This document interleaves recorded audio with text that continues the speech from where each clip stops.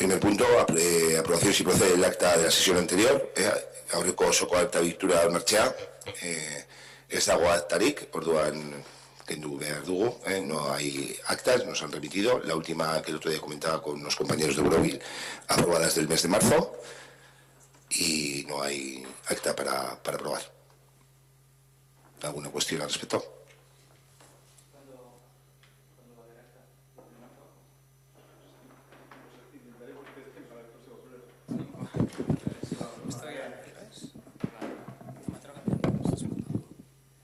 Las últimas que se aprobaron fueron en el pleno de julio y fueron de una tacada de, recuerdo, 3, 4 actas de diciembre, enero, febrero, marzo. Y bueno, me comenta el señor secretario que bueno, pues se procura remitir lo antes posible para traer la aprobación. ¿Alguna cuestión más al respecto? Vale.